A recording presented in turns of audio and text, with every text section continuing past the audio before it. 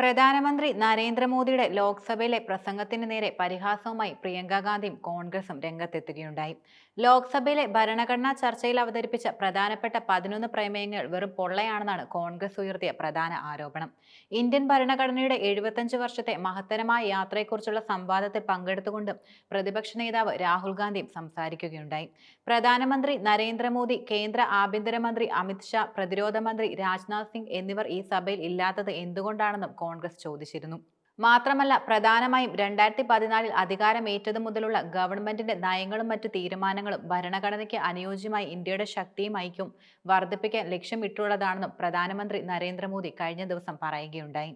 മാത്രമല്ല, കോൺഗ്രസ് രക്തം രുചിച്ചുകൊണ്ട് ഭരണഘടനയെ ആവർത്തിച്ച് മുറിവേൽപ്പിച്ചുവെന്നും മോദി പറഞ്ഞിരുന്നു. ഇത്തരത്തിൽ പ്രധാനമന്ത്രി നരേന്ദ്രമോദിയുടെ ചോദ്യങ്ങൾക്ക് കോൺഗ്രസ് നേതാവ് പ്രിയങ്ക ഗാന്ധി മറുപടിയായി നൽകിയത് വളരെയധികം വ്യത്യസ്തമായിരുന്നു. പ്രധാനമന്ത്രി നരേന്ദ്രമോദിയുടെ 110 മിനിറ്റിലധികം നീളുന്ന പ്രസംഗം യഥാർത്ഥത്തിൽ സ്കൂളിലെ ബോറടിപ്പിക്കുന്ന ഗണിത ക്ലാസിനോട് ഉപമിച്ചാണ് പ്രിയങ്ക ഗാന്ധി മോദിയുടെ പ്രസ്താവനയ്ക്ക് മറുപടി നൽകിയത്. മാത്രമല്ല, അദ്ദേഹത്തിന്റെ 11 പ്രമേയങ്ങൾ പൊള്ളയാണെന്നും പ്രിയങ്ക ഗാന്ധി ശക്തമായി പരിഹസിച്ചു. കൂടാതെ പ്രിയങ്ക ഗാന്ധി ഉന്നയിച്ച മറ്റൊരു ചോദ്യം, അഴിമതിയോട് സഹിഷ്ണുത കാണിക്കുന്നെങ്കിൽ എന്തുകൊണ്ടാണ് അദാനി വിഷയത്തിൽ ചർച്ചയ്ക്ക് BJP മോദിയും സമ്മതിക്കാത്തതെന്നാണ്. കൂടാതെ മോദി പുതിയതായി ഒന്നും തന്നെ സംസാരിച്ചിട്ടില്ല. അദ്ദേഹം യഥാർത്ഥത്തിൽ ഞങ്ങളെ ബോറടിപ്പിക്കുകയാണ്. മാത്രമല്ല, പതിറ്റാണ്ടുകൾക്ക് പിന്നിലേക്ക് കൊണ്ടുപോവുകയുമാണ് ചെയ്തത്. സ്കൂളിലെ ഗണിതശാസ്ത്ര ക്ലാസ്സിൽ ഇരിക്കുന്നതായിട്ടാണ് തനിക്ക് തോന്നിയതെന്നും പ്രിയങ്ക ഗാന്ധി പറഞ്ഞു. മാത്രമല്ല, JP നദ്ദ കൈകൾ കഴുകുകയായിരുന്നുവെന്നും, എന്നാൽ മോദി അദ്ദേഹത്തെ നോക്കിയപ്പോൾ തന്നെ അദ്ദേഹം വളരെയധികം ശ്രദ്ധയോടെ കേൾക്കുന്നത് പോലെ പ്രവർത്തിക്കാനും തുടങ്ങിയിരുന്നു. കൂടാതെ അമിത് ഷായും തലയിൽ കൈവയ്ക്കുകയായിരുന്നു. പീയൂഷ് ഗോയൽജി ഉറങ്ങാൻ പോവുകയായിരുന്നുവെന്നും പരിഹസിക്കുകയുണ്ടായി. തനിക്കിത് പുതിയ അനുഭവമായിരുന്നുവെന്നും പ്രധാനമന്ത്രി പുതിയ എന്തെങ്കിലും പറയുമെന്ന് താൻ കരുതിയെന്നും പ്രിയങ്ക ഗാന്ധി പറഞ്ഞു.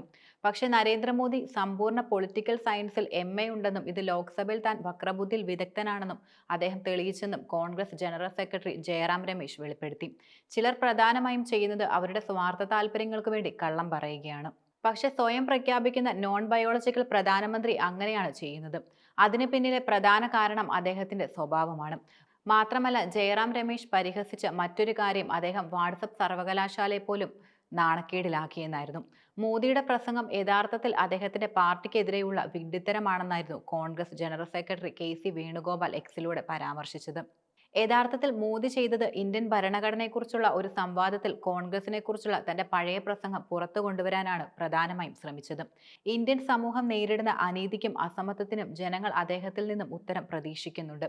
എന്നാൽ അദ്ദേഹം കോൺഗ്രസിനെ കുറിച്ചുള്ള പഴയ വിവരങ്ങൾ കൊണ്ടുവരാനാണ് തീരുമാനിച്ചതെന്നായിരുന്നു KC വേണുഗോപാൽ പറഞ്ഞത്. മാത്രമല്ല, അദാനി മെഗാ അഴിമതിയുമായി ബന്ധപ്പെട്ട ആരോപണങ്ങൾക്ക് അദ്ദേഹത്തിന് ശരിക്കും ഉത്തരമില്ല.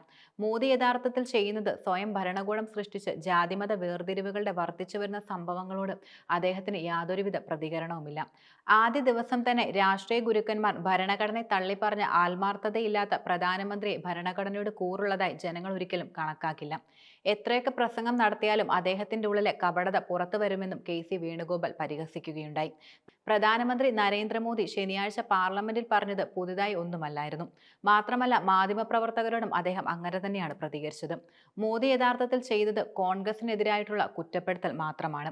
ഒരു വ്യക്തിക്ക് വേണ്ടി എല്ലാം നൽകാൻ മോദി സർക്കാർ സംവിധാനങ്ങളെല്ലാം ഉപയോഗിക്കുകയാണെന്ന് അദാനിയെ ചൂണ്ടിക്കാട്ടി KC വേണുഗോപാൽ പറയുകയുണ്ടായി.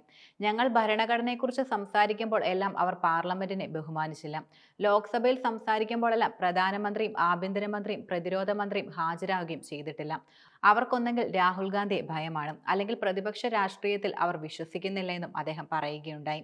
ഇന്ത്യൻ ഭരണഘടന എന്ന പ്രത്യേക വിഷയത്തെക്കുറിച്ചുള്ള ചർച്ചയെന്ന ആശയം നിർദ്ദേശിച്ചതിന് പാർട്ടി അധ്യക്ഷൻ മല്ലികാർജ്ജുൻ ഖാർഗെയ്ക്കും പ്രതിപക്ഷ നേതാവ് രാഹുൽ ഗാന്ധിക്കും മോദി നന്ദി പറയണമെന്ന് ലോക്സഭയിലെ കോൺഗ്രസ് ഉപനേതാവ് ഗൗരവ് ഗൊഗോയും പറയുകയുണ്ടായി.